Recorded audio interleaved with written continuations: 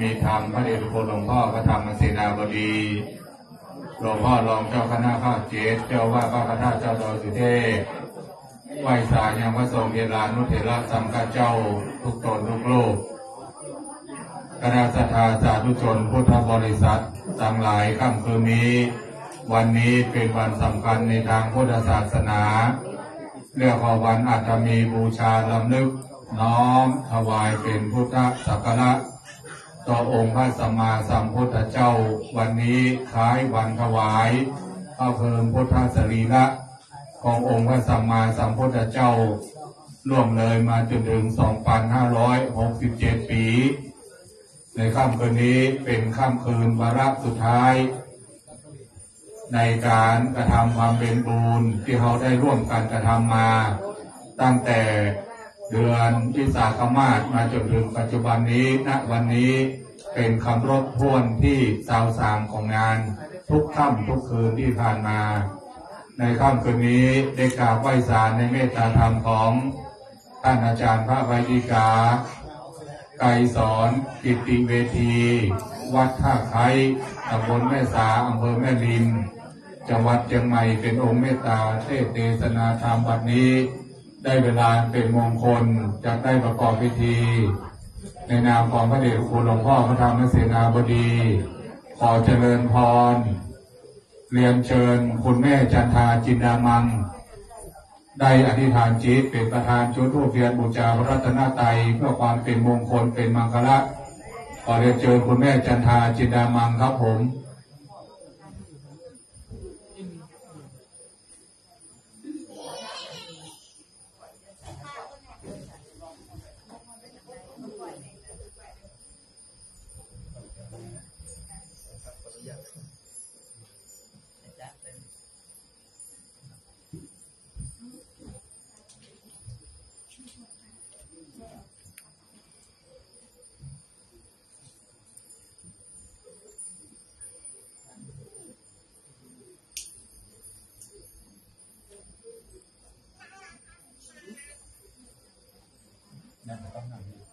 ยืนเลย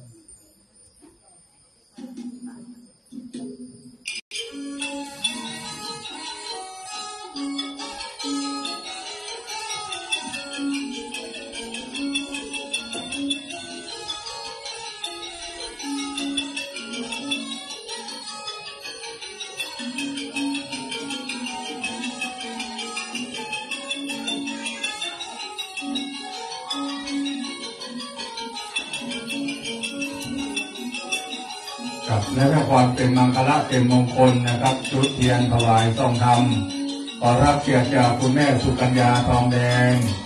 ได้น้อมอธิษฐานจิตจุดเทียนถวายต้องทำครับผม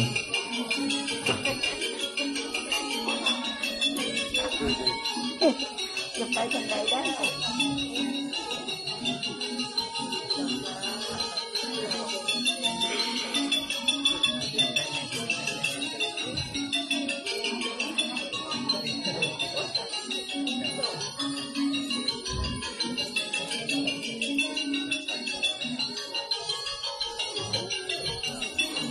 และเพื่อความเป็นมงคลก่อนที่เราจะได้สมทานในเจ้าศีลจะถวายพานดอกไม้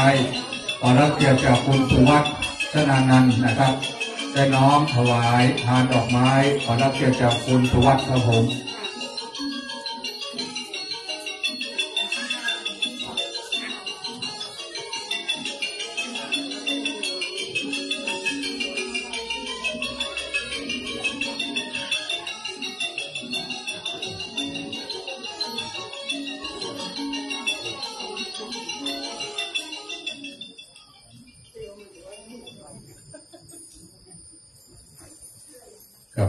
ณ บัดนี้กราบไหว้สานิมนต์ทุกรูปเรียนเชิญทุกคนได้กล่าวคำบูชาพระรัตนตรัยไหว้พระพร้อมกันณ บัดนี้กราบหนึ่ง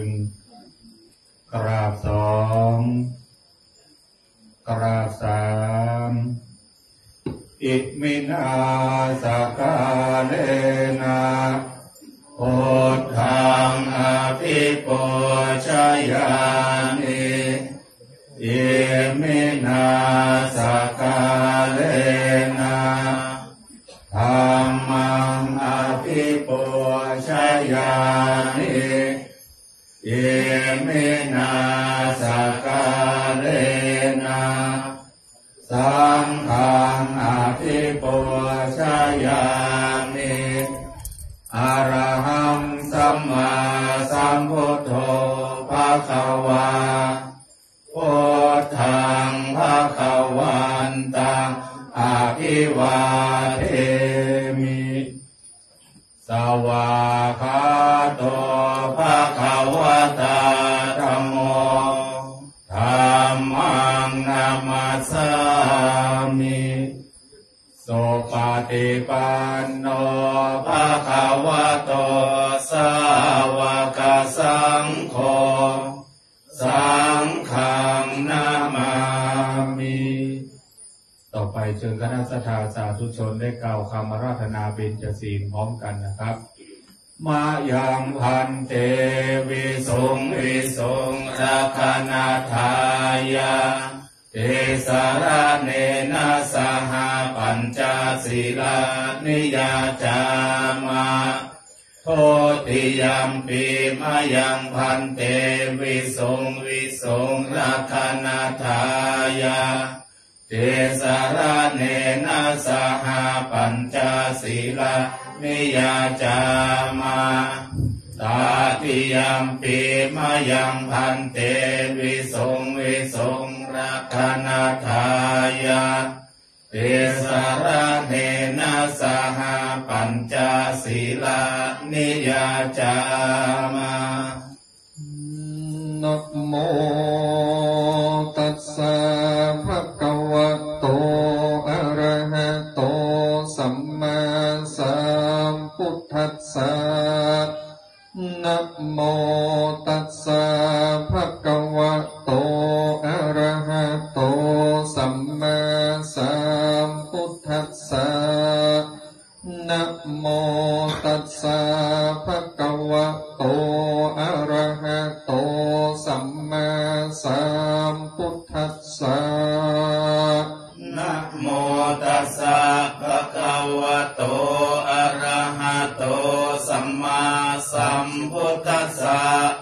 นะโมตัสสะภะคะวะโตอะระหะโตสัมมาสัมพุทธัสสะนะโมตัสสะภะคะวะโตอะระหะโตสัมมาสัมพุทธัสสะพุทธังสรณังกัจฉามิพุทธังสรณังกัจฉามิธัมมังสรณังกัจฉามิธัมมังสรณังกัจฉามิสังฆังสรณังกัจฉามิสังฆังสรณังกัจฉามิตุติยัมปิพุทธังสรณังกัจฉามิตุติยัมปิพุทธังสรณังกัจฉามิตุติยัมปิธัมมังสรณังกัจฉามิตุติยัมปิธัมมังสรณังกัจฉามิตุติยัมปิสังฆังสรณังกัจฉามิตุติยัมปิสังฆังสรณังกัจฉามิปาติยัมปิพุทธังสรณังกัจฉามิตาติยัมปิพุทธังสรณังกัจฉามิตาติยัมปิธัมมังสรณังกัจฉามิตาติยัมปิธัมมังสรณังกัจฉามิตาติยัมปิสังฆังสรณังกัจฉามิตาติยัมปิสังฆังสรณังกัจฉามิปา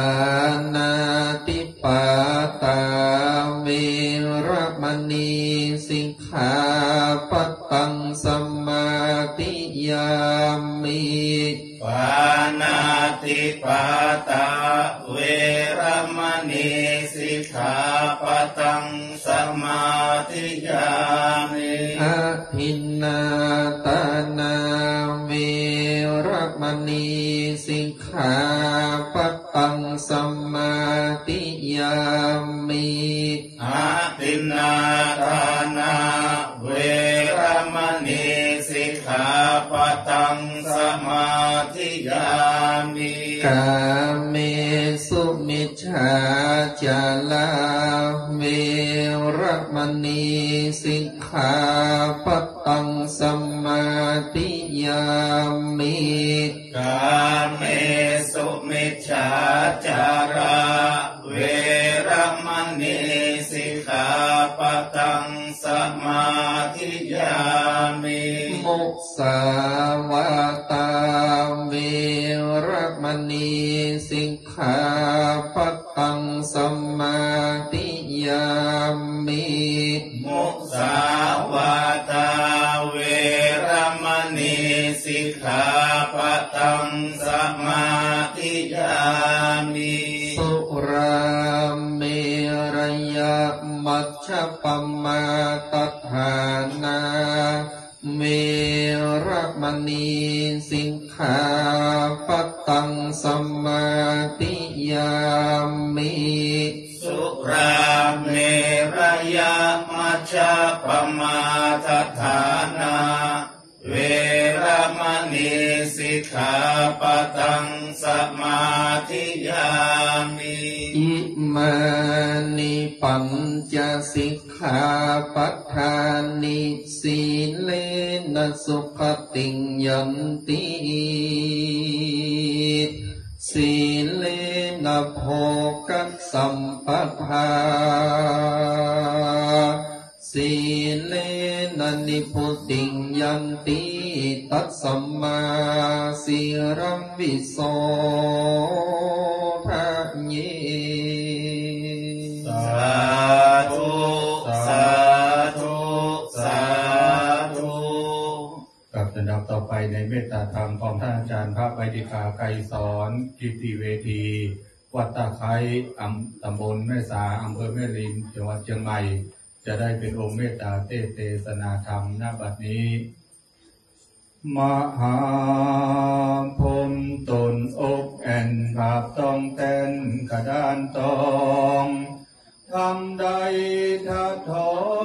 งเป็นกองของนักป่าเจ้าขออาราธนาโลกเศษพระพุทธเจ้าทนผ่านแถวได้นั่งนิดธรรมาแก้วแล้วเมตตาเทศนาธรรมบ่ใจบ่อาจารย์ครับจำขอนิมนต์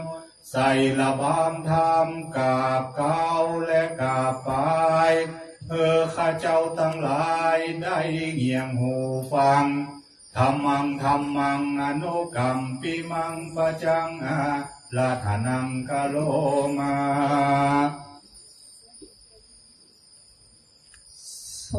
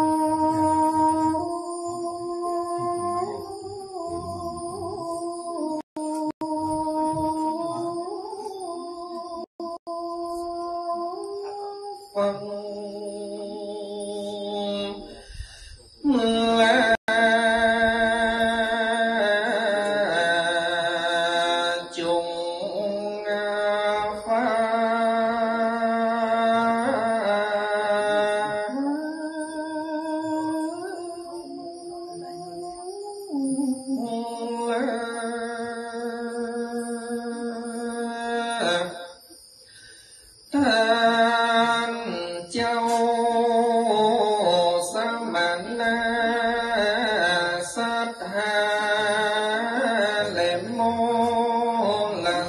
ตัทหา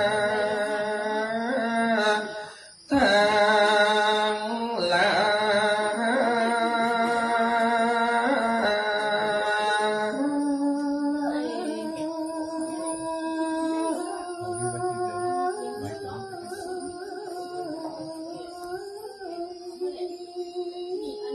ตั้งได้ยินใจหลวงลายใหญ่น้อยคือแปลงใจนี้ได้เรียมมา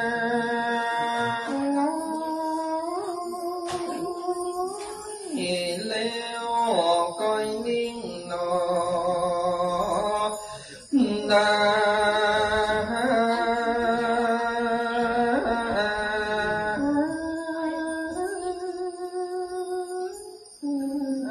ฟัง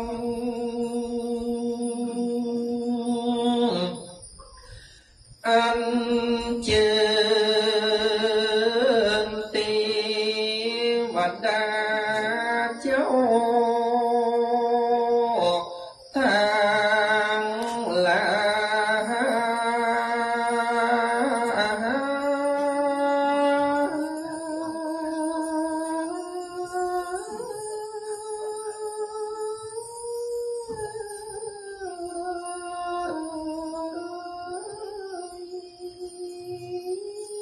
อันตั้งอยู่กูวิมานคำ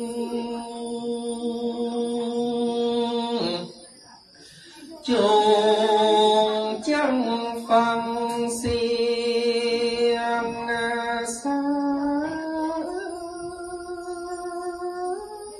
ตั้งเทวดาอัน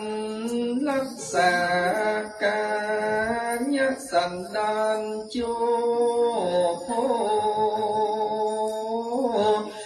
อันรักษาพระธาตุเจ้า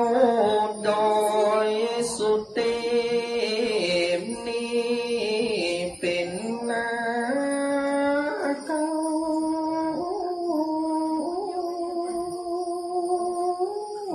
อันรักษาเกหสันธา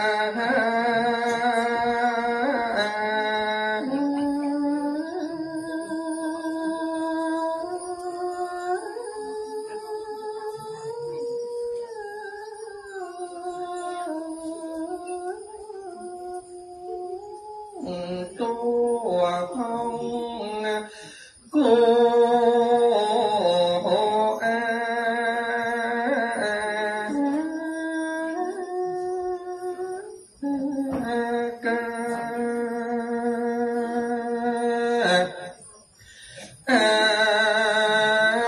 รักษาวัดวาศาสนาจุติรักษาเถื่อนธรร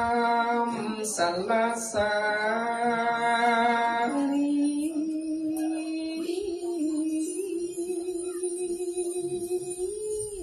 ตั้งเส้นยาและวันลีตั้งคีลีปัปปะเตจตุโลกตังสีองค์ทานจอมเจียงเจ้า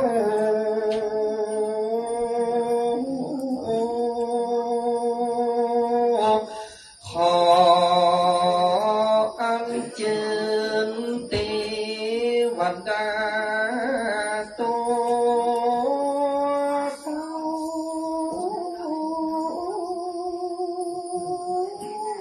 คงเขตลาโจองค์ อจงได้มาอนุโมทนากุศลบุญตามครั้งนี้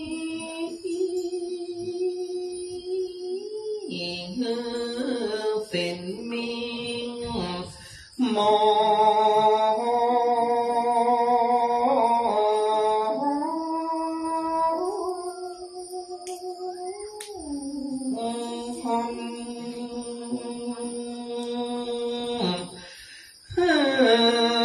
ได้ขจันปันเป่าสิ่งชั่ว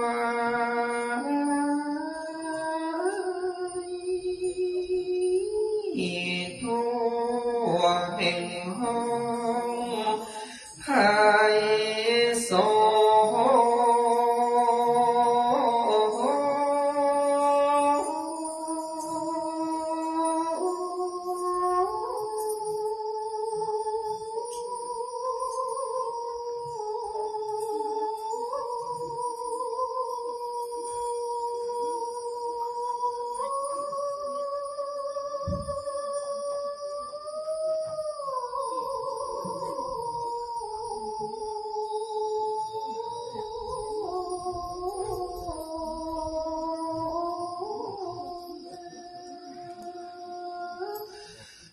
มนุษย์เมืองโคนสวรรค์แห่งห้อง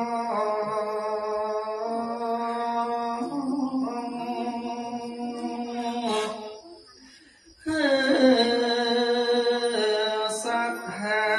5 ปี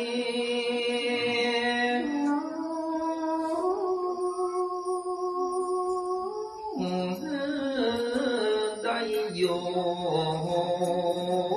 สุขกายสบายใจ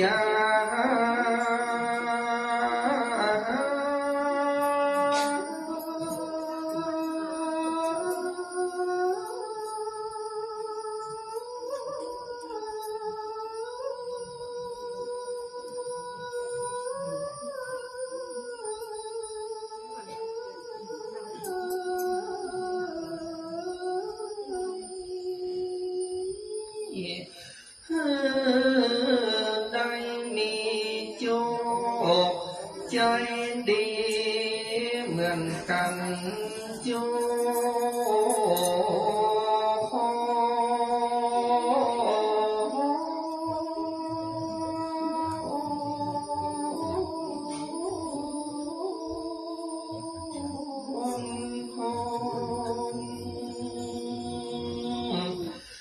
ว่า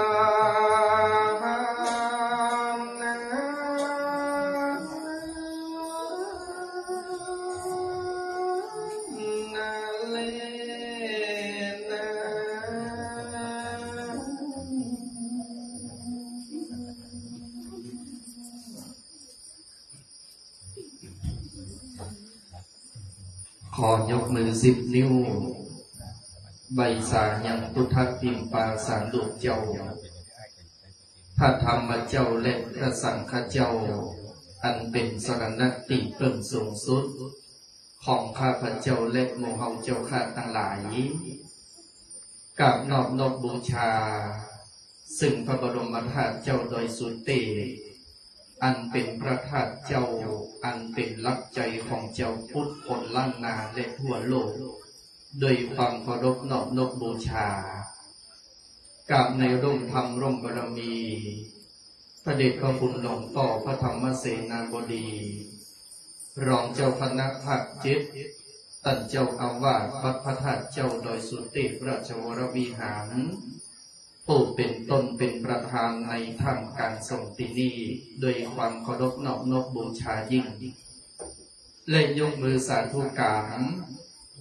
ครูบาอาจารย์พระเจ้าพระสงฆ์พระเถรานุเถระผู้ลูกทุกตนด้วยความเคารพขอความผาสุกในธรรมจงบังเกิดมีแก่พระเมตศรัทธาญาติโยมตั้งสาธุชนผู้ใฝ่ธรรมทุกคนทุกท่าน ที่ได้น้อมจิตน้อมใจได้ตั้งจิตมาแต่ไก่ได้ตั้งใจมาแต่บ้านปากันมาร่วมสร้างกองกัลกุศลคุณงามความดีในค่ำคืนวันนี้ซึ่งในค่ำคืนวันนี้นั้นเบื้องต้นนั้นก่อนเตียตมภาพจะเตศนั้นขอเมตตาญาติโยมสาธุชนอุบาสกอุบาสิกาเฮาเจ้าข้าทั้งหลายเอามือลงอย่ากำแม่เนื้อวันนี้ญาติโยมมีตังซ้ายตุเจ้านั่งเตะทางนี้หันตาไปตังอุบาอาจารย์อายอุบาอาจารย์นักเกแม่เลยสาธุชนญาติโยมทั้งหลายค่ำคืนวันนี้เรากระผมอาตมาภาพได้รับเมตตาธรรมสูงสุดจากพระเดชพระคุณหลวงพ่อพระธรรมเสนาบดีเธอได้มาเทศนาในเรื่องของปารภเหตุว่าวันนี้นั้นเป็นวันสำคัญในทางพระพุทธศาสนานั่นคือเป็นวันอัฐมีบูชาหลายค่ำคืนที่ผ่านมาบนพระธาตุเจ้าดอยสุเทพของเฮานั้นได้จัดกิจกรรมประเพณีวิสาขบูชาและวันนี้ถือว่าเป็นวันสุดท้ายที่อาตมาภาพได้รับเมตตาธรรมจากพระเดชพระคุณหลวงพ่อย้อนมาถึงตะกี้นั่นตั้งสาธุชนญาติโยมทั้งหลายหลายคนหลายตั้งอาจจะรู้จักว่าวันอัฐมีบูชาคืออันหยังแต่บางคนบางท่านก็อาจจะบ่รู้จักว่าวันวิสาขบูชาวันมาฆบูชาและวันอาสาฬหบูชาต่ออันแต่วันนี้นั้นถ้าพูดถึงเป็นใจรักความสำคัญถือว่าวันอัฐมีบูชานั้นเป็นวันที่หมู่เฮาเจ้าพุทธทั้งหลายต้องล้ำลึกนึกถึงพระคุณขององค์สมเด็จพระสัมมาสัมพุทธเจ้าอย่างยิ่งเพราะเป็นวันที่สรีระร่างสังขารพระองค์จะแตกสลายไปเพราะว่าวันนี้โยมทั้งหลายวันอัฐมีบูชานั่นก็คือวันถวายพระเพลิงพระพุทธสรีระขององค์สมเด็จพระสัมมาสัมพุทธเจ้าซึ่งตรงกับวันแรม8 ค่ำเดือน6เหนือเดือน8 ค่ำเดือน6ถ้าเป็นตั้งเหนือเรานั่นก็จะว่าเป็นวันแรม8 ค่ำเดือน8เหนือซึ่งถือว่าเป็นวันสำคัญในทางพระพุทธศาสนาซึ่งในวันนี้นั้นหลังจากองค์สมเด็จพระสัมมาสัมพุทธเจ้าของเราได้เสด็จดับขันธปรินิพพานเนื่องในวันวิสาขบูชาที่ผ่านมาสาธุชนญาติโยมทั้งหลายก็ย่อมรู้ดีว่าวันวิสาขบูชาที่ผ่านมานั่นก็คือเป็นวันประสูติเป็นวันตรัสรู้และเป็นวันเสด็จดับขันธปรินิพพานขององค์สมเด็จพระสัมมาสัมพุทธเจ้าเมื่อ7 วันที่แล้ว8 วันที่แล้วโยมทั้งหลายสมัยครั้งพุทธกาลองค์สมเด็จพระสัมมาสัมพุทธเจ้าทรงเสด็จดับขันธปรินิพพานเมื่อพระองค์ทรงเสด็จดับขันธปรินิพพานเราพระสาวกอันมีพระอานนท์พระอนุรุทธะเถระก็ดีตลอดจนถึงเจ้าฟ้ามลกษัตริย์เจ้าเมืองทั้งหลายก็ร่วมกันจัดการบูชาพระบรมศพขององค์สมเด็จพระสัมมาสัมพุทธเจ้าได้7 คืน8 วันเมื่อถึงวันแรม8 ค่ำเดือน6ก็คือวันนี้เราพระอนุรุทธะเถระพระอานนท์ตลอดจนถึงเราพระสาวกเจ้าฟ้ามหากษัตริย์ก็ได้อัญเชิญพุทธสรีระขององค์สมเด็จพระสัมมาสัมพุทธเจ้าได้แห่รอบเมืองกุสินาราแล้วอัญเชิญสรีระร่างของพระองค์นั้นไปที่มกุฏพันธนเจดีย์อันเป็นสถานที่ศักดิ์สิทธิ์ของเจ้ากุสินาราสมัยนั้นถือได้ว่ามกุฏพันธนเจดีย์นั้นเป็นสถานที่สวมมงกุฎแก่เจ้าชายผู้จะขึ้นครองราชย์ในแคว้นมลกษัตริย์ในสมัยนั้นซึ่งในขณะที่ได้อัญเชิญนำสรีระร่างสังขารขององค์สมเด็จพระสัมมาสัมพุทธเจ้า ได้ไปสู่มกุฏเจดีย์เสร็จเรียบร้อยก็ได้อัญเชิญขึ้นสู่เชิงตะกอนเรามาลากษัตริย์ทั้งหลายโยมทั้งหลายพี่น้องเลยเมื่อได้อัญเชิญสรีระหลังขึ้นสู่เชิงตะกอนเสร็จเรียบร้อยเรามาลากษัตริย์8 หัวเมือง8 แคว้นก็ปากันถวายพระเพลิงจุดพระเพลิงเพื่อจักน้อมสลายร่างของพระองค์แต่ในขณะที่จุดพระเพลิงนั้นสาธุชนญาติโยมทั้งหลายไฟเหล่านั้นที่จะได้จุดถวายพระเพลิงกับบัติลุกขึ้นเผาสรีระร่างสังขารของพระองค์ก็มีความเดือดเนื้อห้อนใจว่าโอ้เป็นจะใดไฟที่มันละกษัตริย์จะได้น้อมถวายในวาระสุดท้ายของพระองค์นั้นไฟยังบัติขึ้นดังนั้นก็เลยเหล่าสาวกทั้งหลายก็เลยอาราธนาพระอนุรุตพระเถระโยมทั้งหลายได้ทรงนั่งฌานสมาบัติว่าทำไมพระเพลิงเหล่านั้นที่ร้อนรุ่มบ่สามารถที่จะเผาผลาญร่างกายของพระองค์ไปได้โยมทั้งหลายพี่น้องเลยเมื่อพระอนุรุตพระเถระทรงเข้าฌานสมาบัติเรียบร้อยก็ทราบจากเหล่าเทวดาทั้งหลายว่าขอร้องว่าจงรอพระภิกษุมหาเถระรูปหนึ่งอย่างก่อนนั่นมีนามว่าพระมหากัสสปะเถระซึ่งกำลังเดินทางนำเหล่าภิกษุใหม่จำนวน500 ตนมากราบบรมศพของพระผู้มีพระภาคเจ้าหลังจากนั้นโยมทั้งหลายเมื่อรอพระมหากัสสปะเดินทางมาถึงองค์พระมหากัสสปะเดินทางมาถึงแล้วก็เวียนรอบประทักษิณจิตกาทานสรีระร่างสังขารของพระผู้มีพระภาคเจ้าของเรานำภาษาวก500 ตนเวียนรอบประทักษิณสัก3 รอบแล้วหลังจากนั้นพระมหากัสสปะเถรเจ้าก็มากราบลงพระบาทขององค์สมเด็จพระสัมมาสัมพุทธเจ้าหลังจากนั้นพวกโยมทั้งหลายพระเพลิงที่บอกว่าบรรลุพระเพลิงที่บอกว่าบ่เป็นเปลวไฟก็เริ่มอัดขึ้นเริ่มเผาสรีระร่างสังขารของพระผู้มีพระภาคเจ้าโดยขึ้นอัตโนมัติเราเทวดาทั้งหลายโยมทั้งหลายก็ประโคมดนตรีทิพเสียงดังกึกก้องดอกไม้ทิพจากสวรรค์ก็โตลงมาจากอากาศต้นสารลักตั้งสองก็พร้อมใจพิดอกออกบานเต็มต้นร่วงหล่นทุจาสรีระร่างของพระองค์จึงเรียกได้ว่าวันอัฐมีบูชานิยมทั้งหลายเรียกว่าวันพระธาตุหรือว่าเป็นวันธาตุขันธ์ขององค์สมเด็จพระสัมมาสัมพุทธเจ้าได้แตกสลายคืนสู่ธรรมชาตินั่นก็คือดินสู่ดินไฟสู่ไฟลมสู่ลมน้ำสู่น้ำอย่างนี้เป็นต้นดังนั้นโยมทั้งหลายวาระสุดท้ายแห่งชีวิตขององค์สมเด็จพระสัมมาสัมพุทธเจ้าท่านยังคงประกาศหลักแห่งธรรมชาตินั่นก็คือสิ่งที่พระองค์ทรงทำนั้นบ่สามารถหลีกหนีพ้นไปไหนได้นั่นก็คือความบัดเที่ยงแท้แน่นอนของชีวิตนั่นก็คือการเกิดการแก่การเจ็บและการตายดังนั้นสาธุชนญาติโยมพุทธบริษัททั้งหลายชีวิตของคนเฮานั้นมันสั้นนักกรรมหนึ่งก่อนที่พระองค์จะเสด็จรับขันธปรินิพพานนั้นได้กล่าวปัจฉิมวาจา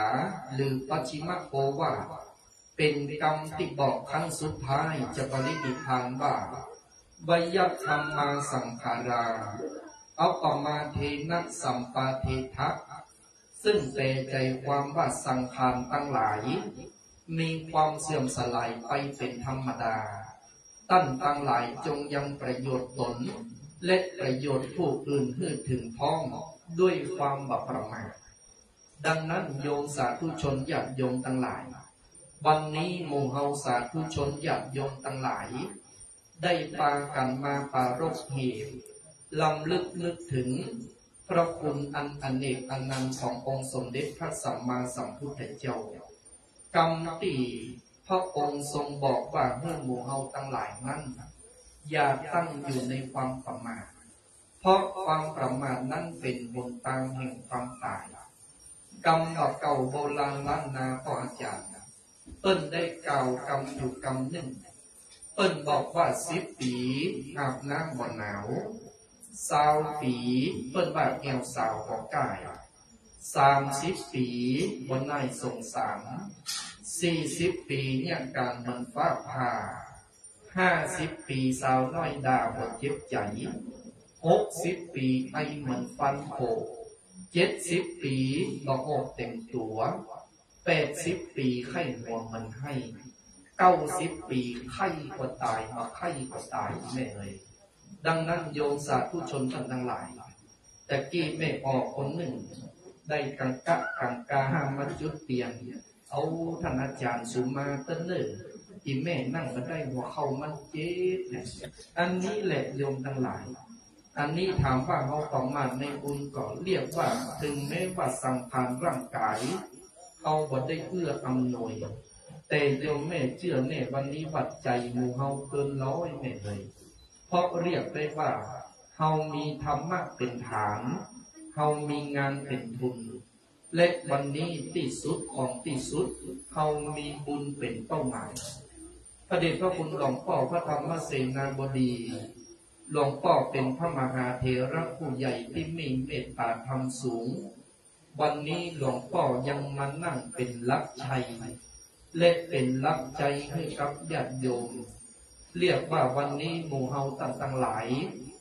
มารักษาบุญเดิมมาเพิ่มเติมบุญใหม่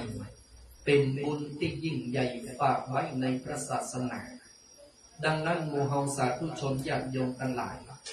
ในฐานะวันนี้เป็นวันสำคัญในทางพระพุทธศาสนาเป็นวันที่หมู่เฮาทั้งหลายได้ร่วมกันแสดงธรรมะสังเวชและนึกถึงยังพระคุณขององค์สมเด็จพระสัมมาสัมพุทธเจ้าเรียกว่าเป็นการเจริญพุทธานุสติธรรมานุสติสังฆานุสติเรียกว่าสิ่งเหล่านี้เขาทำบุญถูกที่ถูกทางและถูกธรรมดังนั้นโยมทั้งหลายวันนี้อาตมาภาพได้รับทราบจากพ่ออาจารย์ว่าพระเดชพระคุณหลวงพ่อพระธรรมเสนาบดีขอให้อาตมาภาพเทศแบบประยุกต์คำว่าประยุกต์โยมนั่นคือของเก่าเฮากบ่ละของใหม่เฮากบ่ลืมสมัยพระเดชสมัยหลวงพ่อพระครูโสพลบุญญาภรณ์หรือว่าเฮาท่านทั้งหลายรู้จักวัดตุจกวัดโสภณารามสมัยนั้นเมื่อหลวงพ่อยังมีชีวิตอยู่อาตมาภาพเคยไปเรียนเทศกับหลวงพ่อกำหนึ่งหลวงพ่อได้สอนอาตมาภาพโยมว่าเนรเอ๋ยต่อจากนี้ไปเนี่ยถ้าเราจะเทศเอากำพีธรรมมาเทศสุดเก้าสุดปลายหาคนโอกาสที่จะหาคนฟังนี่ฟังเนี่ยดังนั้นต้องเทศแบบประยุกต์วันนี้พระเดชพระคุณหลวงพ่อขออาตมาภาพเทศแบบประยุกต์นั่นก็คือหมายความว่าของเก่าเฮากับบละของใหม่เฮากับบลืมอย่างเช่นวันนี้อาตมาภาพตะกี้นั้นได้แต่งเสียงออดเสียงอ้อนแต่งเสียงขึ้นเสียงลงอันนี้แหละโยมทั้งหลายเป็นวรรณกรรมของคนล้านนาทำก็งานบ้านเฮาเด้อโยมสมัยประเดี๋ยวนี้จะหาครูบาอาจารย์จะหาพระเนรเห็นน้อยมาเทศอย่างอีนั้นนับวันเสี่ยงไปนับวันหายไปถือได้ว่าวันนี้อาตมาภาพก็มีบุญได้มาเทศสาธุชนญาติโยมพี่น้องก็มีบุญได้มาฟังบุญสองเบื้องเครื่องไฟตกในปีนี้นั้นก็เพื่อน้อมถวายแด่องค์สมเด็จพระสัมมาสัมพุทธเจ้าสืบไปดังนั้นโยมทั้งหลายวันนี้อาตมาภาพขออนุญาตเวลากับพระเดชพระคุณหลวงพ่อจะได้เอาพระธรรมเทศนาพื้นเมืองชื่อว่าธรรมสังฆาระธรรมคำสอนเอามาเทศนาให้ญาติโยมทั้งหลายฟังกรรมครูบาอาจารย์เพิ่นว่า3 อย่างที่เป็นบอกเกิดแห่งคุณงามความดี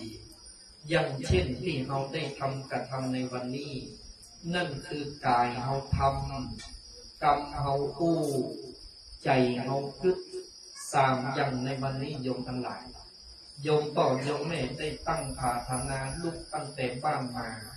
ว่าวันนี้มาสวดธรรมวัดกับพระเดชพระคุณหลวงพ่อมาร่วมกันเวียนเทียนมาร่วมกันหยาดน้ำฟังธรรมเหล่านี้เกิดจากกายเราทำกรรมเราอู้ใจเราคิดอันจะนำมาซึ่งเป็นกุศลคุณงามความดีสืบไปหน้าดังนั้นต่อจากนี้ไปจะได้เทศนาธรรมพื้นเมืองชื่อว่าธรรมสังฆละธรรมคำสอนแต่วันนี้ขออนุญาตต่ออาจารย์จะเทศแบบทำนองยองเพื่อญาติโยมทั้งหลายฟังเพราะหลายคืนที่ผ่านมาทราบจากต่ออาจารย์ว่าค่ำคืนที่ผ่านมานั้นก็ฟังเทศแบบบรรยายแต่วันนี้จะเทศแบบประยุกต์ของเก่าเฮาบนนักของใหม่เฮาบรรลุจะเทศแบบทำนองยองที่แม่เขาให้ฟังก่อนไหมให้ฟังมาให้ฟังก่อนสาธุโมทนาสาธุถ้าอีแม่เขาบอกฟังทุกเจ้าก็จะลงเลยแน่เอาละต่อจากนี้ไปเชิญชวนหลวงพ่อครูบาอาจารย์สังฆเจ้าได้ตั้งจิตตั้งใจรับฟังพระธรรมเทศนาสืบไป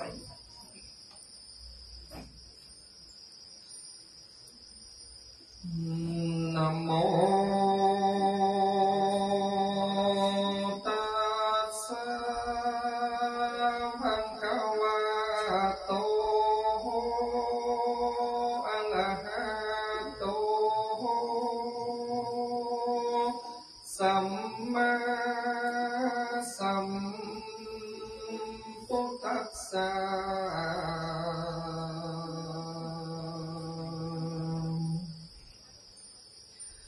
อิตังตุงขังอริย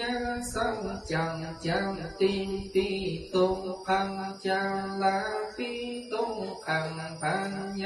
ติติตุงขังติมาลานัมปิสาทโบฟังดูรังสองตุงจันนาสัมปุลิสาตั้งหลายตั้งยิ่งใจนงเท่ามีสังฆาเก้าปีนประธานจงเป็นใจ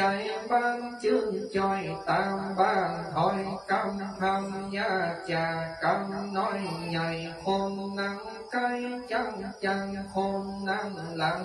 แลนา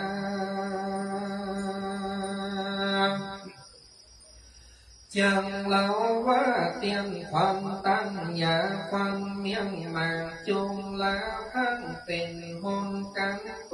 ศลบังควันมาก่อสังตั้งตามสัมหาหันยังเชื่อใจไฟเตือนตั้งดีโกศลมีน้อยมันจังโอติสัพพะไปหายังโอมอลานาคันทางพระกายยามบอกปิ้งมาแทมเราได้หันนาเต้าปองสองยังความที่มองสองสองวิปัญญงโสกาเกมงสังปีน้องอันอยู่ในแห่งห้องเมืองคนมันจุระตนนงงาเตียงมาปั้นจีวีตายเป็นที่บ่ใบบ่บาคนบ้าใบยิ่งใจคนมีสัมปันติไลมันต้องเป็นพัญญาเจ้ากาสันตาคนเครื่องการลำบากคนโตยังขอตามคนสงส sang lô la tiếng tài phạm na mô làng na sông bê sang ta nói nhảy chuồng lưu chén khoai sang chăng má cơn ma nhang cha ni bo a li tăng kẻ bên ni về xiang coi Tia thi phai khang nhà lì bên kha tăng tai tăng la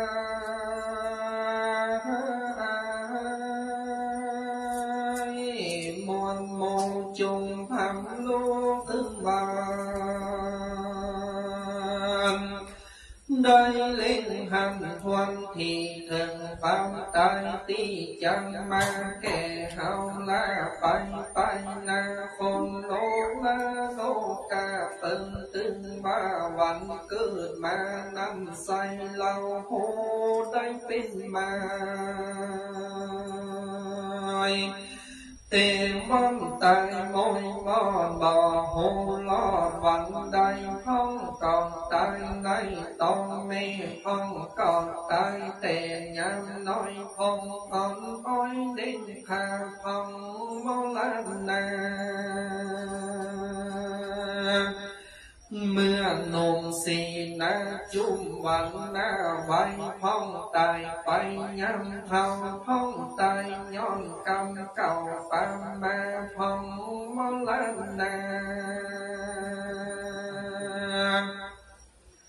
nhon cầm phan tôi tăng cầm hay mang sang vai tăng tế thay bằng lăng chẳng ma ta bằng tỏ sai hư đai lai lèn đi phong tay mi lai làng tam bị bàn hay man trong ma tăng trong hỏi vô nhảy nói những trái tâm tăng la nùng thâu phân thông hát dâu khai cha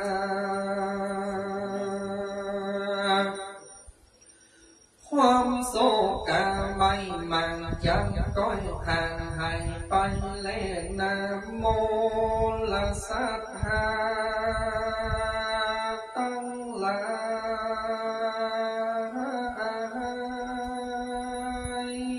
muôn mô chung thầm lưu sanh tham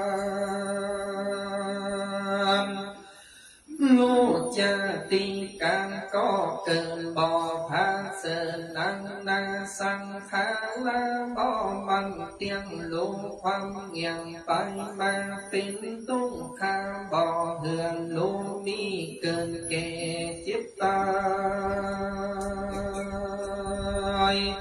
sang tham tâm lại lô băng hang bò phong trang tung tho làm mang lươn lè mưa phía thiếp hê mà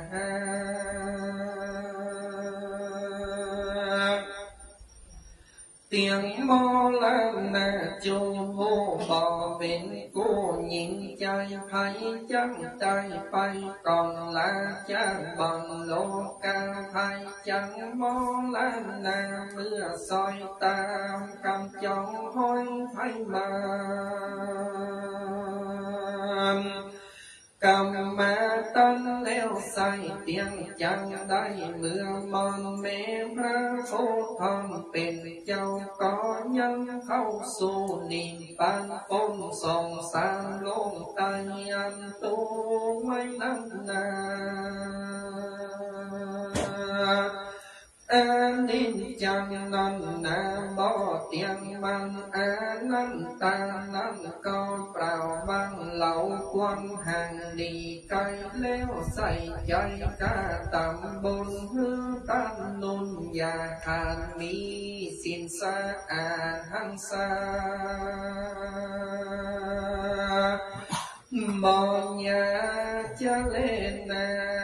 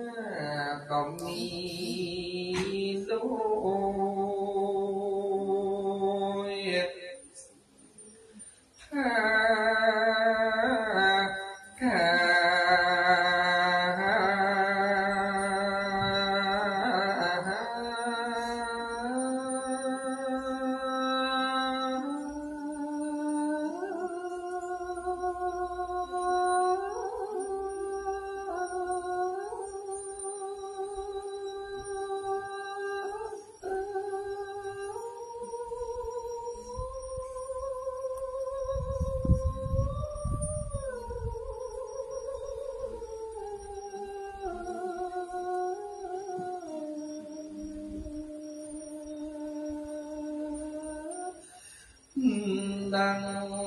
กล่าวแม่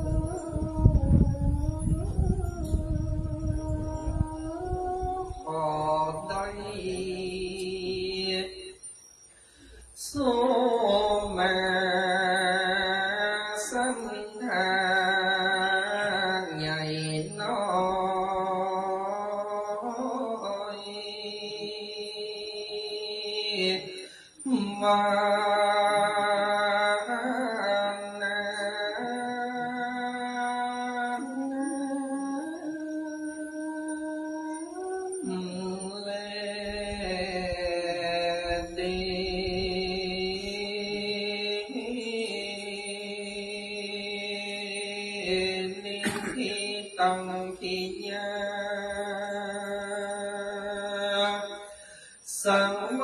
รนาวิเศษจาห้องเห็นยังสังขารธรรมคำสอนก็บังโกมสมเร็จสามเด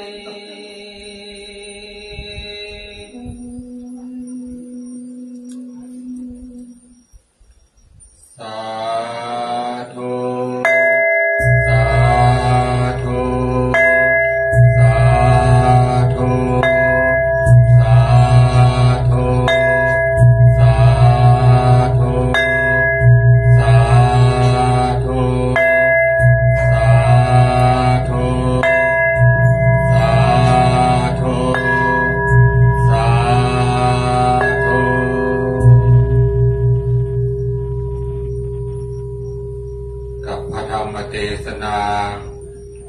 เป็นบุญโหของคณะสัตยาเราข้าทั้งหลาย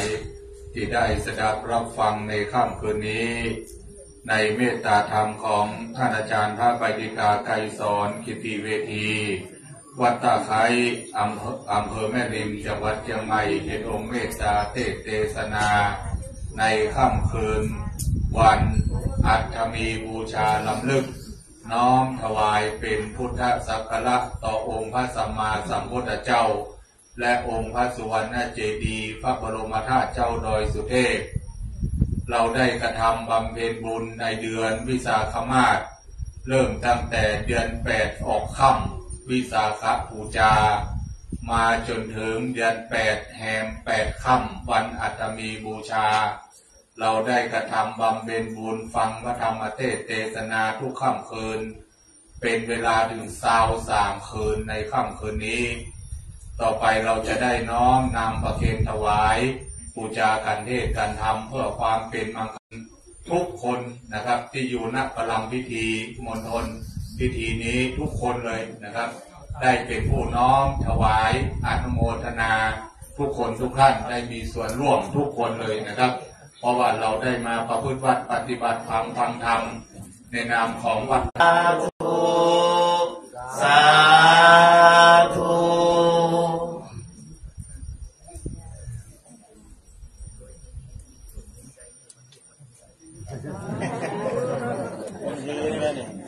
กลับไปหน้า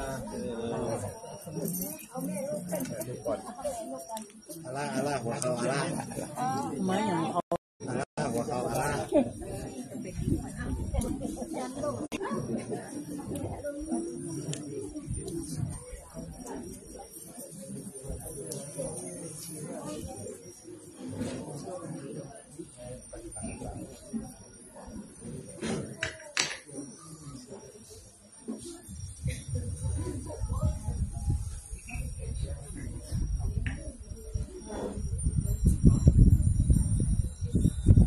ต่อไปนะครับ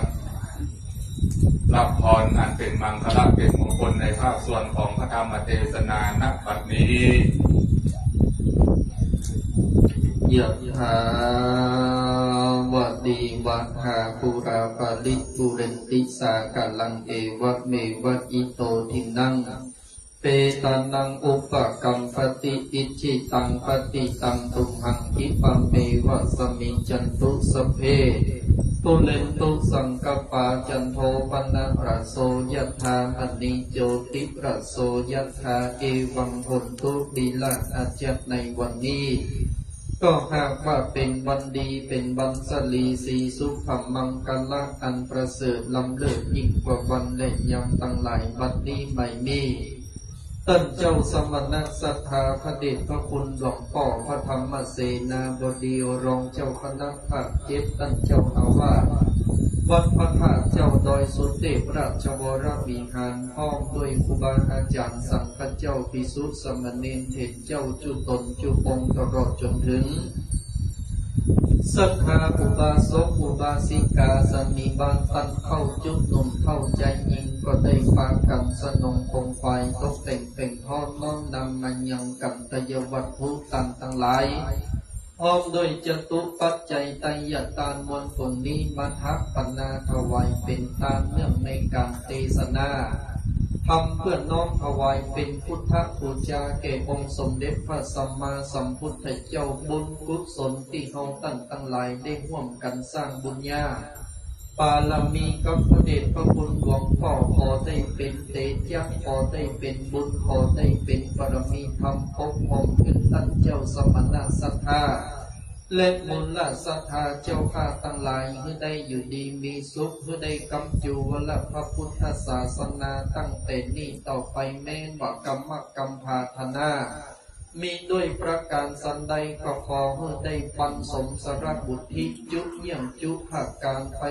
ใจนั้นจุงจักมีเตียงแต่ดีลีใจยันตุภวัง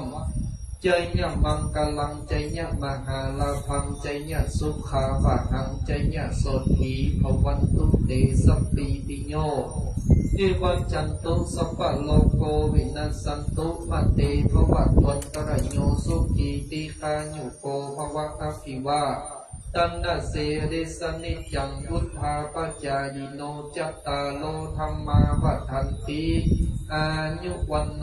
สุขังปะลาสาธุสาธุสาธุวันทามิพันเตสัพพังอาปาราทังธรรมะธาเมเตมยากาตังบุญยังสามินาอานุโมทิตาพังสามินากาตังบุญยังไมหังตาตาพังสาธุสาธุอนุโมทามิสุขีติคายุโกอายุวันโนสุขังปะลาสาธุสาธุสาธุครับกระผมในนามของพระเดชพระคุณหลวงพ่อพระธรรมเสนาบดีพระสงฆ์สามเณรเจ้าและคณะศรัทธาคุมวัดพระธาตุเจ้าดอยสุเทพกราบไหว้สาวขอบพระคุณในเมตตาธรรมของท่านอาจารย์พระบัณฑิกาไกรสอนกิตติเวทีองค์เทศนาธรรมนะครับกราบไหว้สาวขอบพระคุณไปอย่างสูง ครับต่อไปวันนี้คนนักขนาดเราคนนักได้วันนี้โอ้ขอถ่ายกันด้วยขอถ่ายกันด้วยขอว่าคณะเจ้าดอยสุเทพจะได้สวดพระสหัส คือคนตั้ง ใน ไตตั้งลาวหันพงเนาะ คณะสาธุชนเราท่านทั้งหลายเพื่อความเป็นมังคละเป็นมงคลทุกค่ำคืนที่ทำการสวดเราได้อธิษฐานจิตบูชาพระสหัสในค่ำคืนนี้ดูกับผมขออนุญาตจุดเทียน นี่กันอย่างกันทำตัวด้วยกันนี่หันผ้าสมุดเลย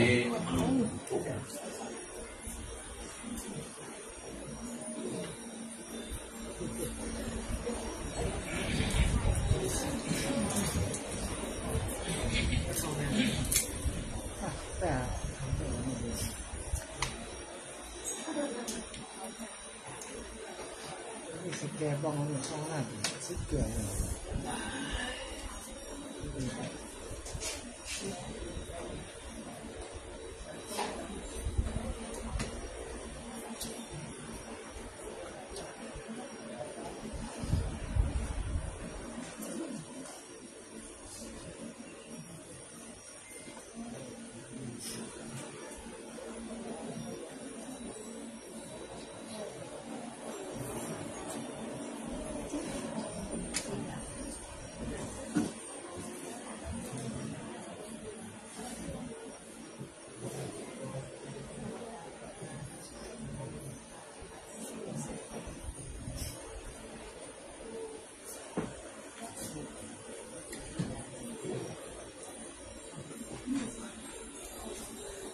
ถ้าหลบแกน้อยนะถ้าเราไปตั้งนี่เข้าไว้ไม่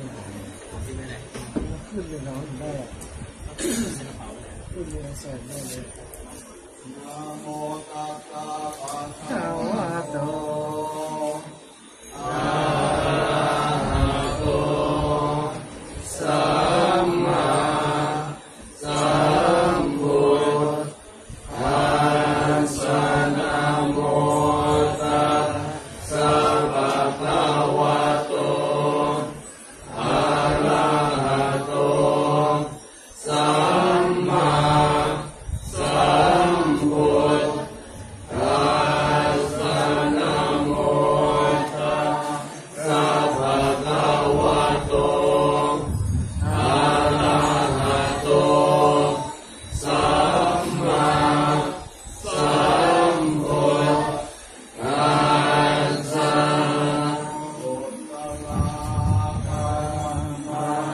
กุศลธรรมะพยา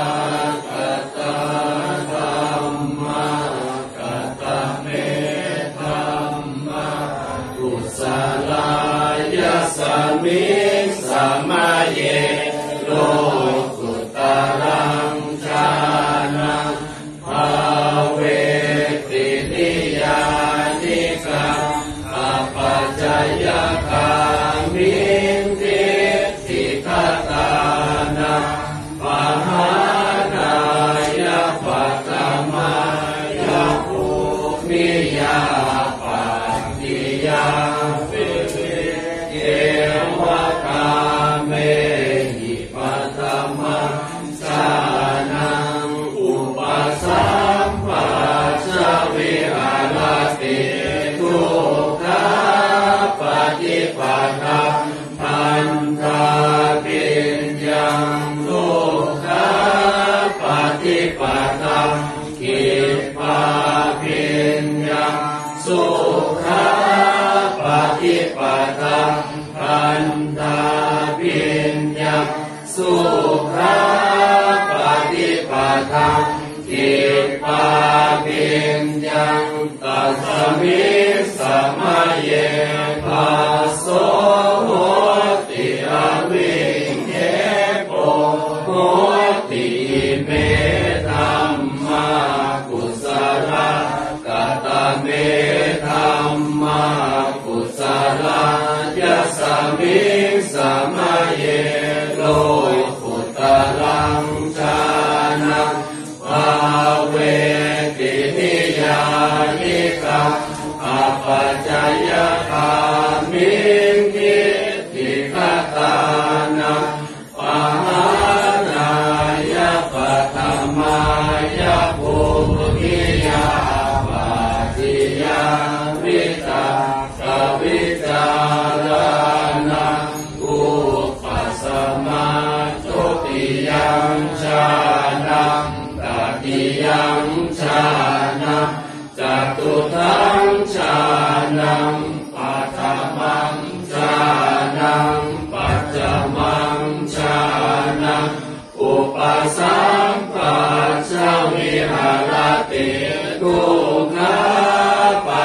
ปทังคันธาวิญญังทุกขาปฏิปทังกิปาทิญญังสุขาปฏิปทังทันตา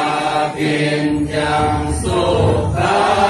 ปฏิปทังกิปาทิญญังตัสสมิสมัยเยภาโสโหติอวิเกโกโหติอิเมธัมมากุศลกตเมธัมมากุศลายะสมิสมัยเยโลกุตรังชานังภาเวตินิยานิกังอปัจจยคามิทิติคตานังปหานายะปัตตมายะภูมิยาปัตติยาวิวิเยมตาเปหิปัตตมังชานังอุปสัมปัชชวิหารติโทุกขาปฏิปทังทันตาวิญญังสุญญตังทุกขาปฏิปทังกิปาวิญญังสุญญตังสุขาปฏิปทังทันตาวิญญังสุ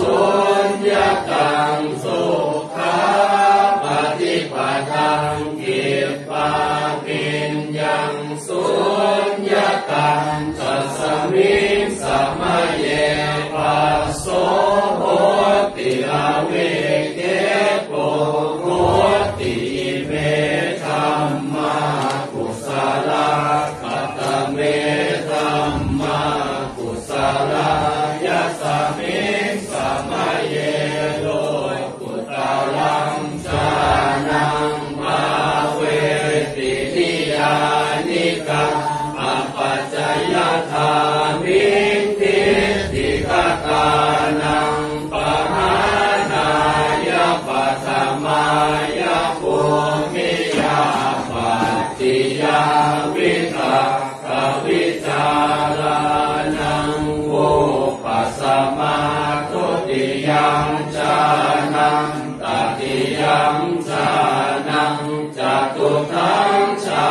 นังวรมังชานังปัจฉิมังชานังอุปสัมปัชชวิหารติทุกขาปฏิปทังทันตา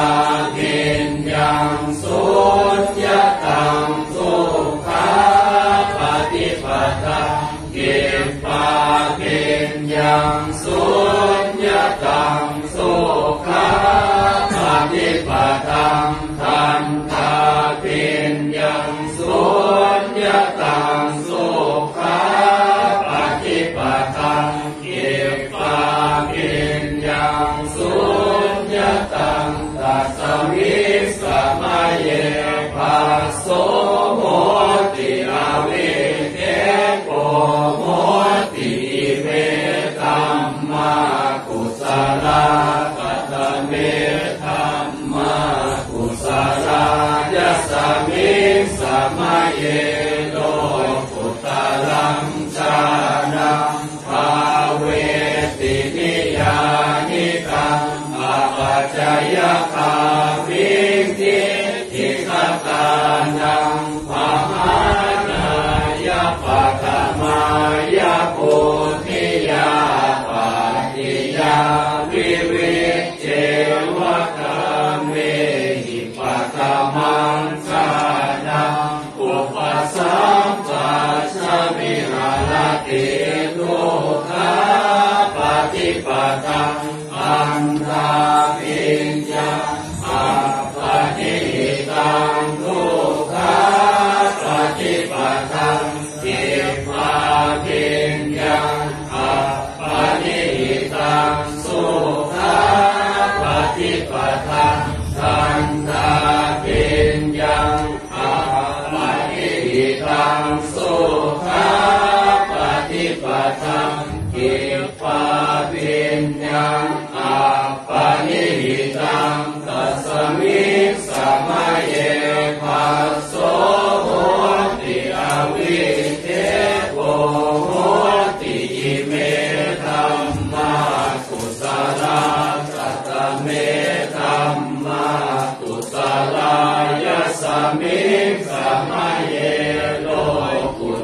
ลังชา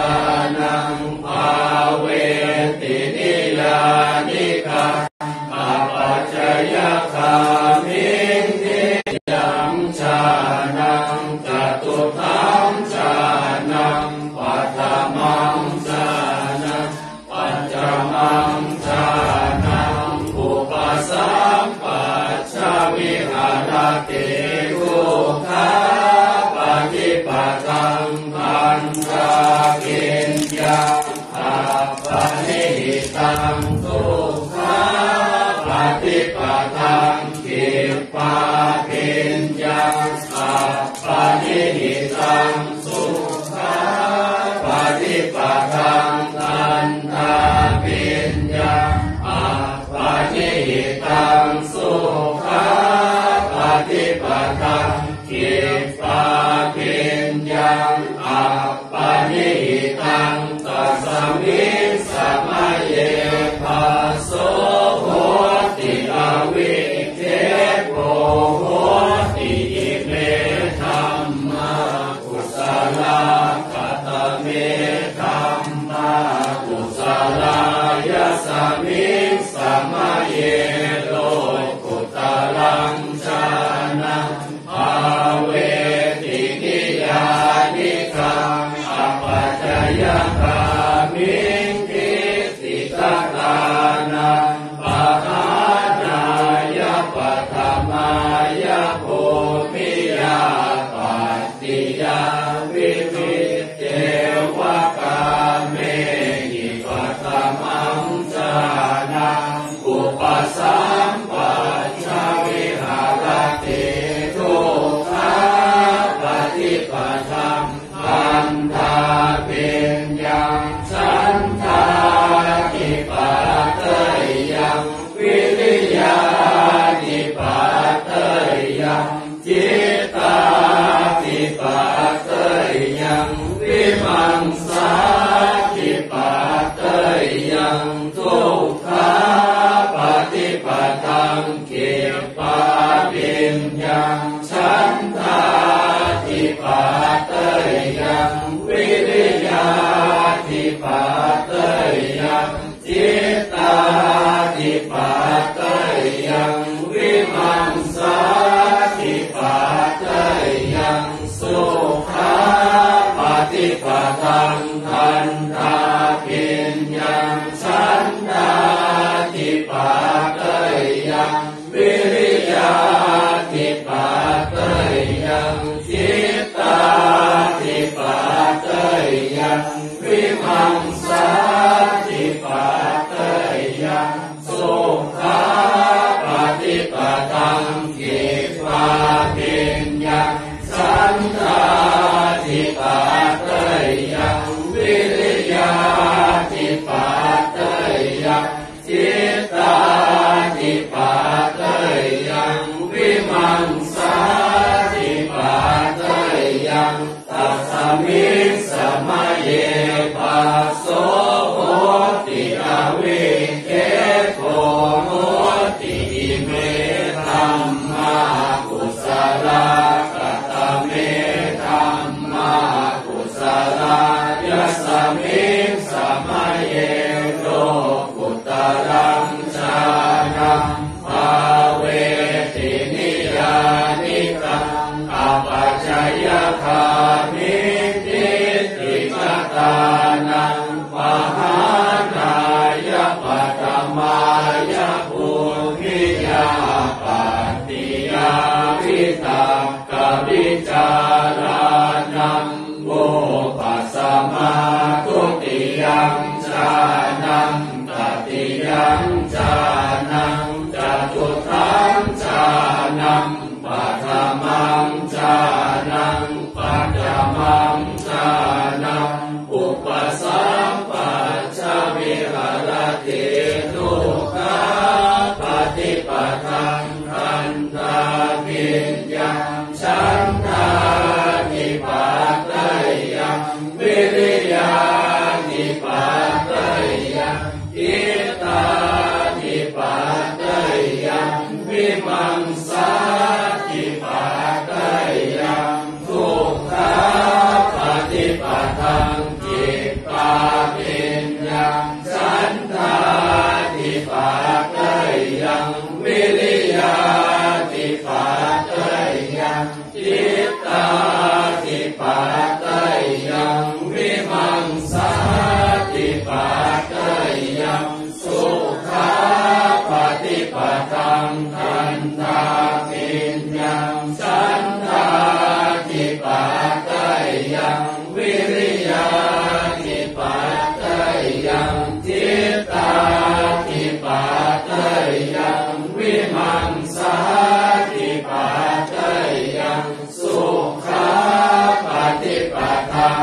จิตปาปิญญังสันทา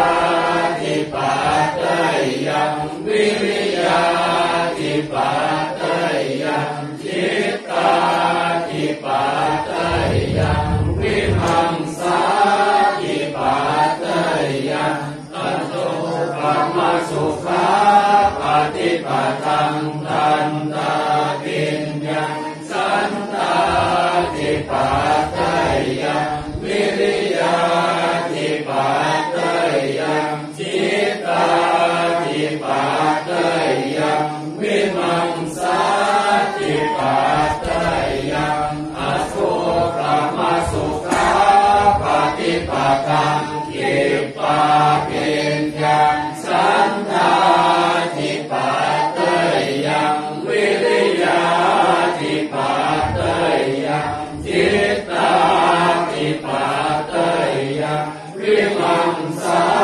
ธิปัตตยังตัสมิกสมัยเยปัสโสโหติอวิเกโกโหติเมธัมมากุสลาโตปัจจโยอารัมมณปัจจโยอาทิปติปัจจโยอนันตระปัจจโยสัมมานันตระปัจจโยตัมมาชัตตปัจจโยอัญญมัญญปัจจโยอิสยปัจจโยอุปาณิสยปัจจโยปุเรชาตปัจจโยปัสสะชาตปัจจโยอาเสวนาปัจจโยกัมมปัจจโยวิปากปัจจโยอาหารปัจจโยอินทรียปัจจโยชนะปัจจโยมัคคะปัจจโยสัมปยุตตปัจจโยวิปยุตตปัจจโยอาทิปัจจโยนัตถิปัจจโยวิคัตตปัจจโยอวิคัตตปัจจโยสาธุสาธุสาธุกับพระสงฆ์จตุรวรรคและทั้งปวงนะครับได้เมตตาตัวพระสหัสนัยน้อมถวายเป็นพุทธสักการะต่อองค์พระสัมมาสัมพุทธเจ้าในวันอาจมีบูชานำลึกมหามงคลค่ำคืนนี้เราท่านทั้งหลายได้มาร่วมอนุโมทนาเพื่อให้ทุกคนนั้นได้มีส่วนร่วมเจอทุกคนครั้งหนึ่งนะครับทุกคนเลยได้น้อมถวายแด่พระสงฆ์ทั้งปวงในพิธีนะครับเจอทุกคนทุกท่านเป็นมังคลเป็นมงคลนะครับ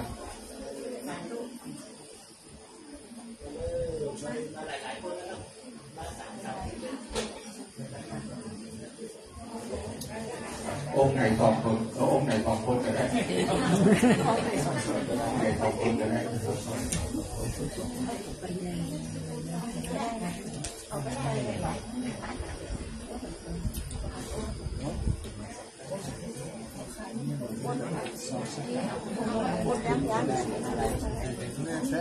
พร้อมแล้วยกประเคน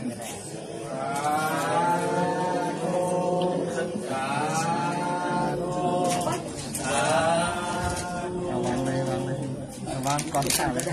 ปล่อยมือก่อนพวกไปดูสาธุ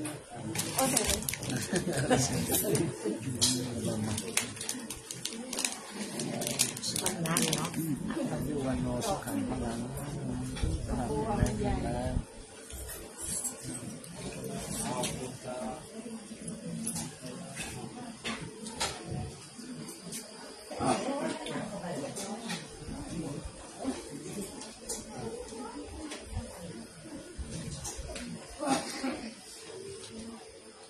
การที่มีน้ำเตรียมต้นน้ำและพอจะเป็นมงคลนะบัดนี้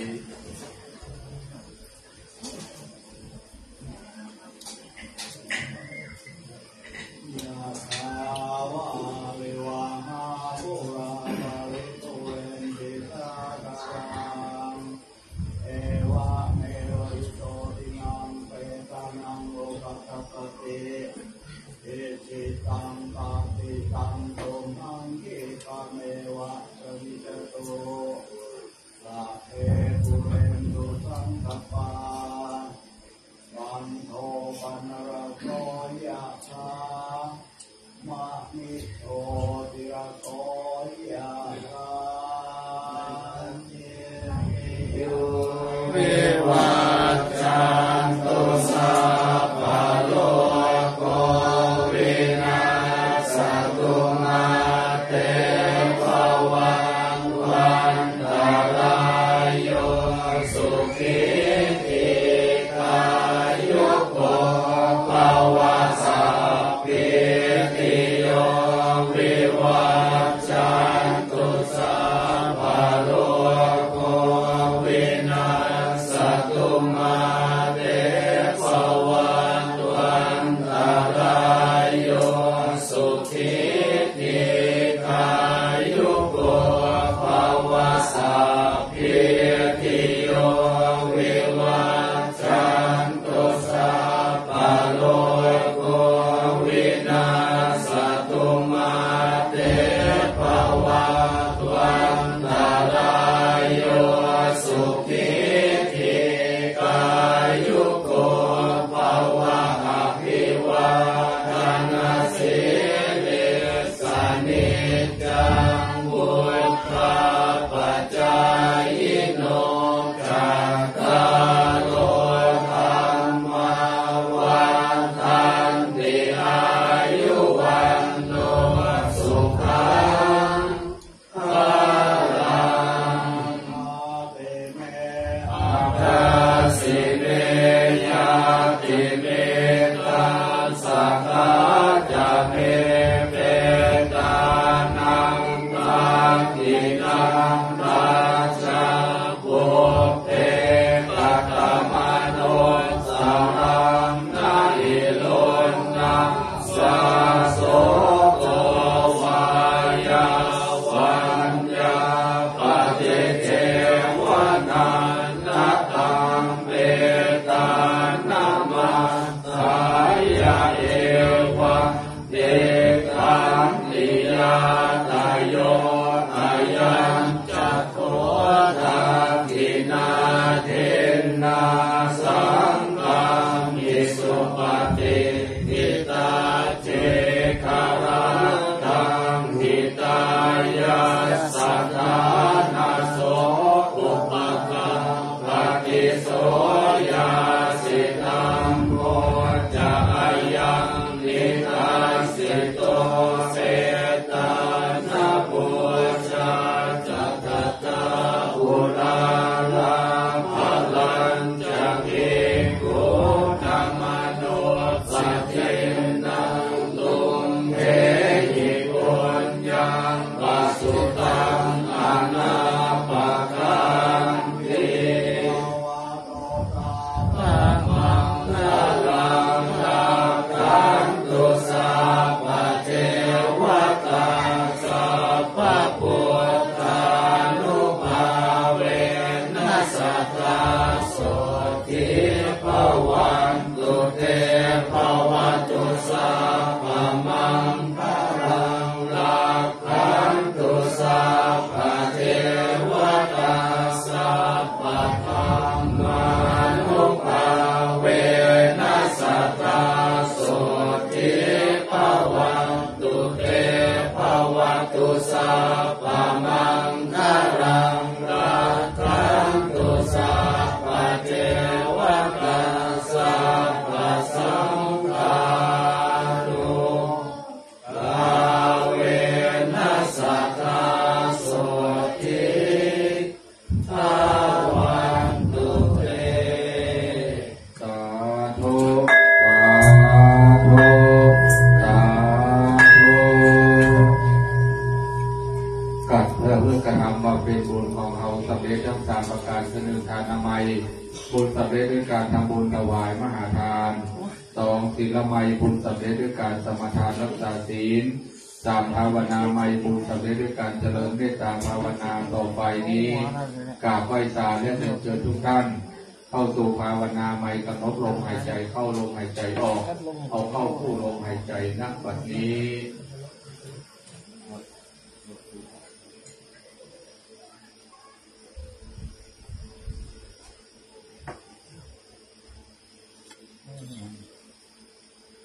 คือการฉีดยาเลย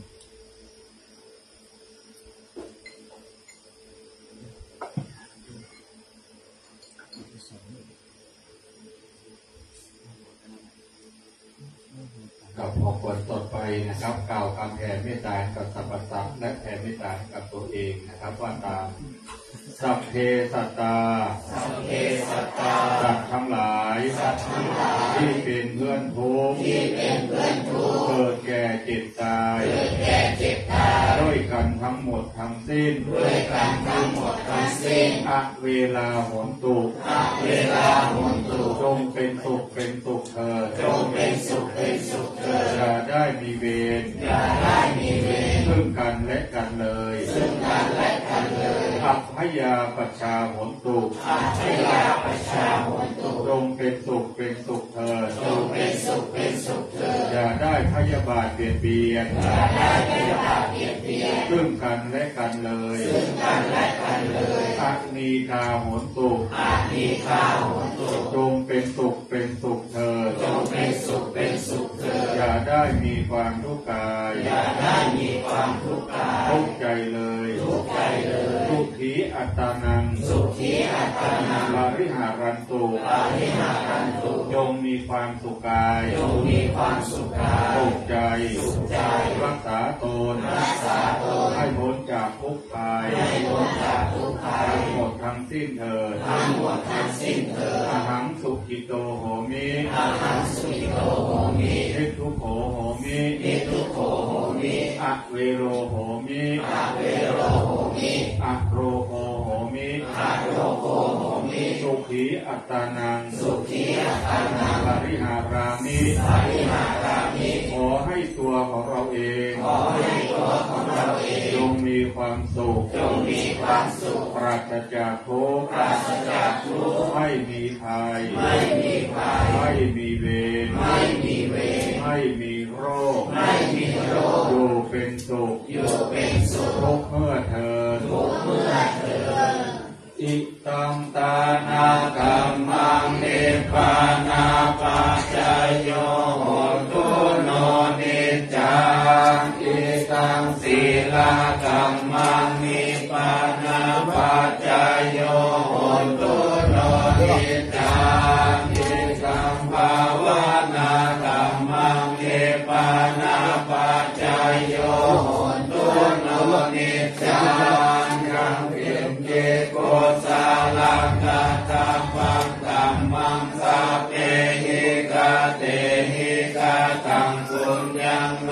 อนุโมทันตุสุนันตุโพนโตเยเทวาอาสามิกานิอาทิกาตาทิกายุกาสัตตาโหตุสัพพสัตตานังสุขีอาตานังปาริหารันตุมาตาภิกาสุขิตาโหตุสุขปามุญจันตุสัพเพยะตัสสะสุขิตาโหตุสุขปามุญจันตุสัพเพอาญาคัสสะสุขิตาโหตุสุขปามุญจันตุสัพเพปิสาสัพเพยัคฆาสัพเพเปตาสุขิตาโหตุสุขปามุญจันตุสัพเพนาคาตาสุขิตาโหตุสุขปามุญจันตุสัพเพเทวาสุขิตาโหตุสุขปามุญจันตุสัพเพอาจาริโยปัจจยสุขิตาโหตุสุขปามุญจันตุสัพพสัมปตินังสานิจันตุโหวันทังเมพุทธังสัพพังเวโตสังฆามาทาเมพันเตวันทามิธัมมังสัพพังเวโตสังฆา งสัพพังเมโตสังฆมาทังเมพันเตวันทามิคาโลอุปาจาราจาริเยสัพพังเมโตสังฆมาทังเมพันเตวันทามิกัมมัฏฐานังสัพพังเมโตสังฆมาทังเมพันเตวันทามิอารามิภัตถสีมายังสัพพังเมโตสังฆมาทังเมพันเต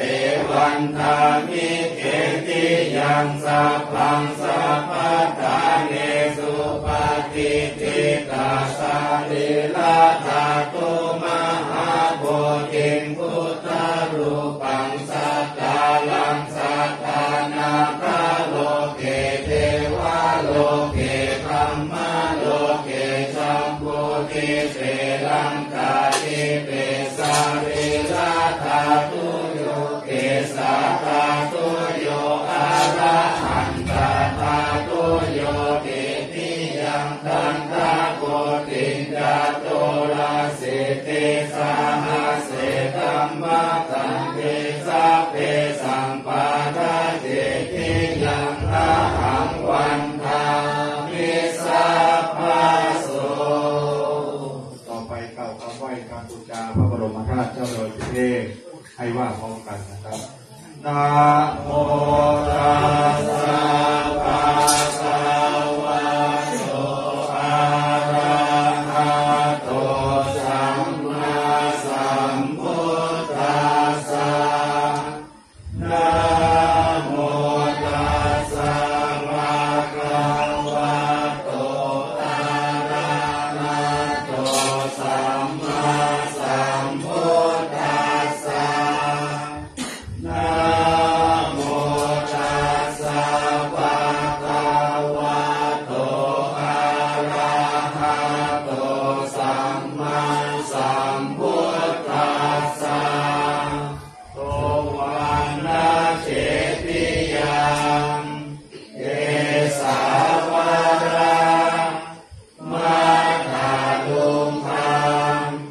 วารัญญาคาตุงโสเทวานามาตังนาราเทเวหิสัพพะปุจิตังอาหังวันทามิสัพพะทาปัญญาวา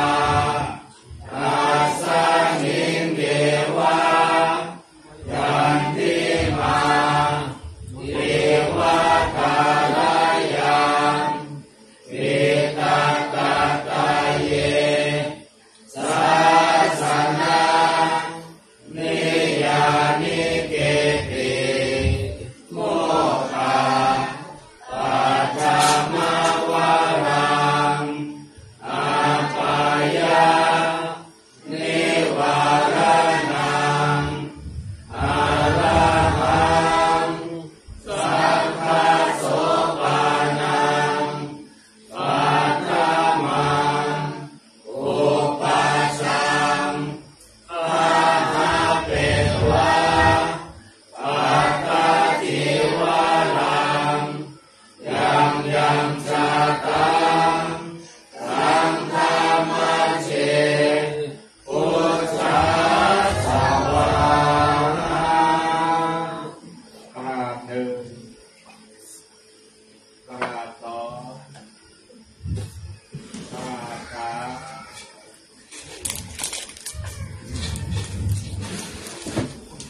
ครับต่อไปในเมตตาปาณีธรรมพระเดชพระคุณหลวงพ่อคณะพระเสนาบดี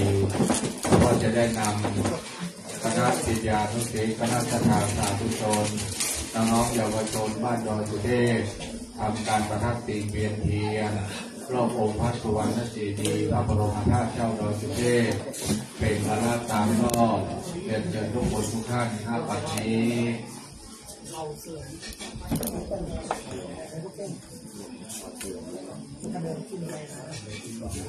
โดนเลเซอร์หรือเปล่าโดนเลเซอร์ค่ะ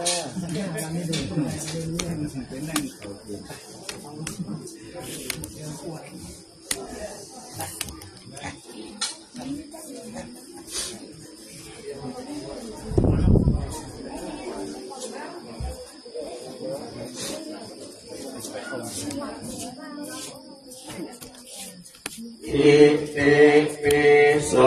ภะคะวะอะระหังสัมมาสัมพุทโธวิจาจารณะสัมปันโนสุขโตโลกวิทูอานุตโลปุริสธรรมสารติวามนุสสานังภะคะวะติสวากาโตวะตาธัมโมสัมภิติอากาลิโกเอหิปัสสิโกนายิโกปัจจตังเวทิตาโพโยหิติสุปฏิภะคะวะโตสาวกสังโฆติปันโนภะคะวะโตภะคะสังโฆ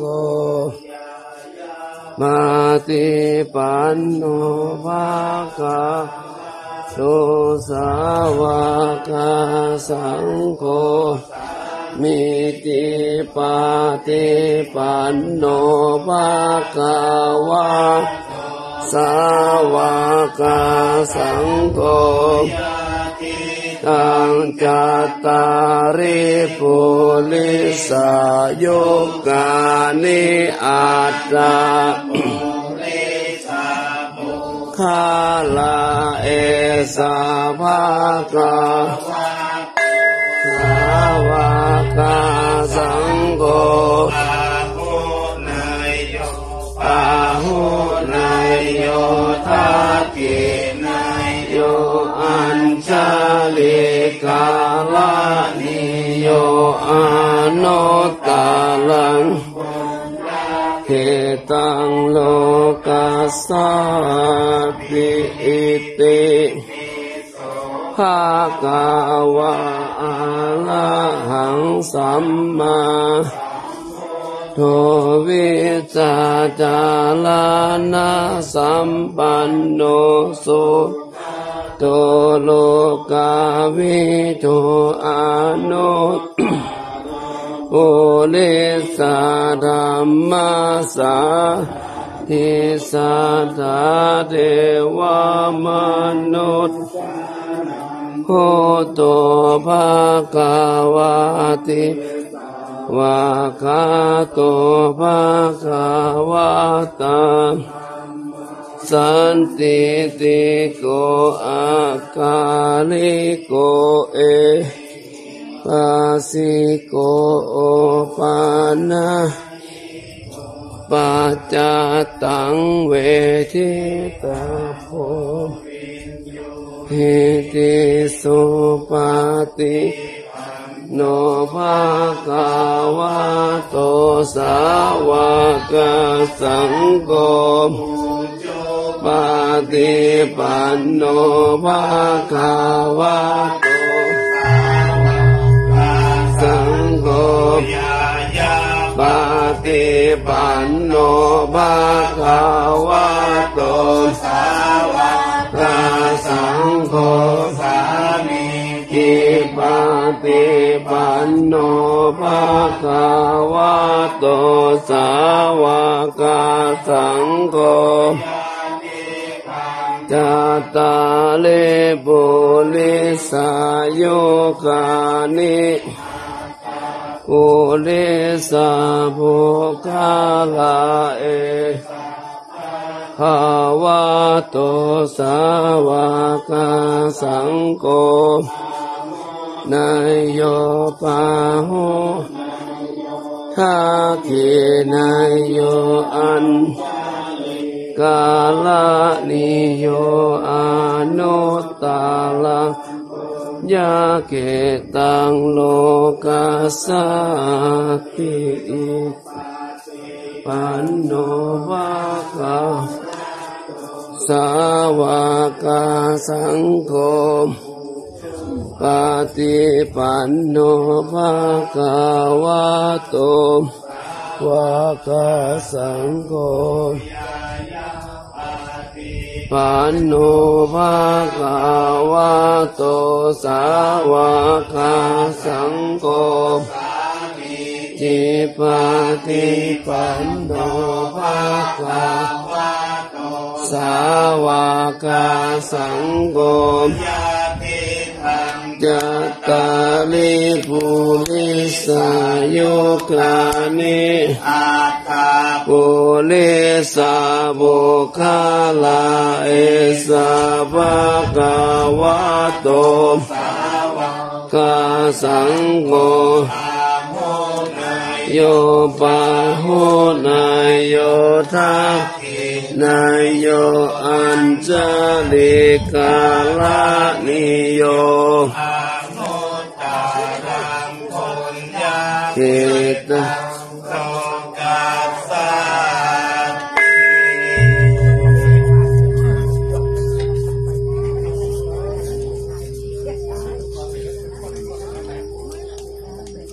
กับวันนี้ในเมตตาบารมีธรรมพระเดชพระคุณหลวงพ่อพระธรรมเสนาบดีหลวงพ่อได้นำคณะศิษยานุศิษย์คณะสัทธาสาธุชนน้องๆเยาวชนบ้านดอนสุเทพทำการประทับศีลเวียนเทียนรอบองค์พระสวรรณเจดีย์พระบรมธาตุเจ้าดอยสุเทพเป็นคำรบทั้ง3เป็นที่เรียบร้อยต่อไปเราจะได้กล่าวคำอัญชลีวันทาอภิวาทองค์พระบรมธาตุเจ้าดอยสุเทพทุกท่านประนมมือพร้อมกันกล่าวพร้อมกันนะครับอัญชลีวันทาอภิวาท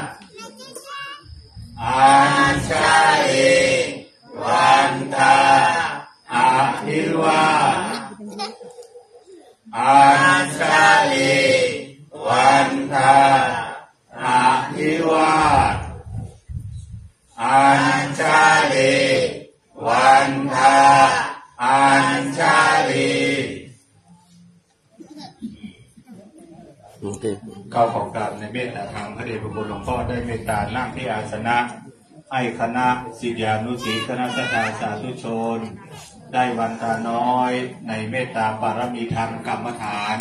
พระเดชพระคุณหลวงพ่อพระธรรมเสนาบดีเพื่อความอบอุ่นและความขอนิมนต์ใกล้ๆกันเลยใกล้ๆพระเดชพระคุณหลวงพ่อวันนี้กราบไหว้สาพระเดชพระคุณหลวงพ่อได้เมตตากล่าวสัมโมทคาถาเพราะว่าเป็นวันสุดท้ายของงานเพื่อความเป็นมงคลพระเดชพระคุณหลวงพ่อเมตตากล่าวสัมโมทคาถาเลยนะครับน้อมกายลงเล็กน้อยวันทาน้อยพร้อมกันวันทามิพันเตสัพพังอาปัตตังคามาคาเมพันเตมายาตาตังบุญยังสามินาอนุโมทิตาพังสามินากาตังบุญยังไม่หันทานาพันสาธุสาธุอนุโมทามิท่านสาธุชนทั้งหลายวันนี้เราได้มาถึงวาระโอกาสสุดท้ายแห่งการบำเพ็ญการบูชาเรียกว่าธรรมีบูชามันเป็นคำยกที่8เริ่มตั้งแต่พอทำวันแรกเลยพอธรรมะพอธรรมีมาละจนถึงวันนี้เป็นพระธรรมี8 วันอันนี้ในช่วงของธรรมีบูชาวิสาขบูชานั้นก็ตั้งแต่1 ค่ำจนถึง15 ค่ำนับว่าเป็นบารมีเป็นวิริยะบารมีเป็นเนกขมะบารมีวิริยะบารมีสันติบารมีปัญญาบารมีก็ได้บำเพ็ญบารมีทั้ง10เลยตามที่องค์พระสัมมาสัมพุทธเจ้า ได้ปฏิบัติลงไปแล้วนั้นก็นับว่าพวกเราทั้งหลายได้ใช้ช่วงเวลานี้เป็นประโยชน์ส่วนที่ผลจริงๆเป็นทำเวลาให้มีค่าจริงๆให้มีค่าสำหรับชีวิตนับว่าได้ปฏิบัติตาม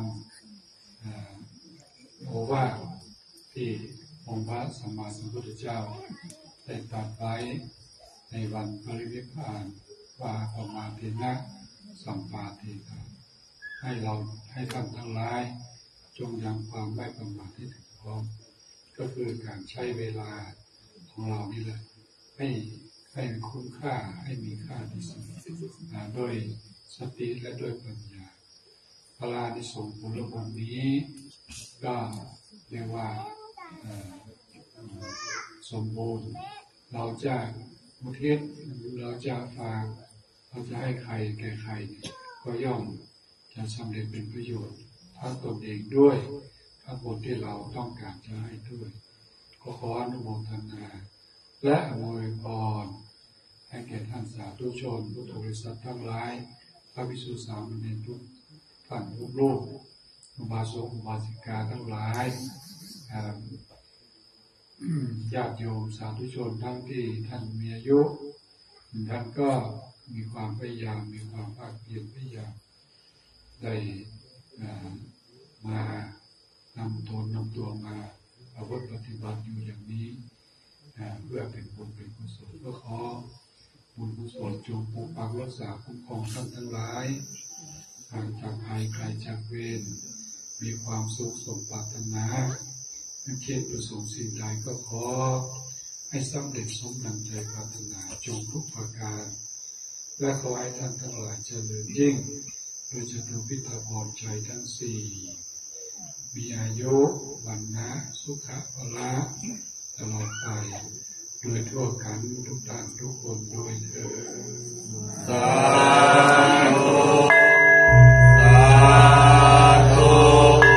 สาธุอีกคำนบหนึ่งนะครับพนมมืออัญชาลีวันทาอาทิวาอัญชาลีวันทาอาทิวาอัญชาลีวันทาอาทิวาอัญชาลีวันทาอัญชาลีมาเล่าเรื่องประโยชน์ครับยืนขึ้นเลยยืนขึ้นเลย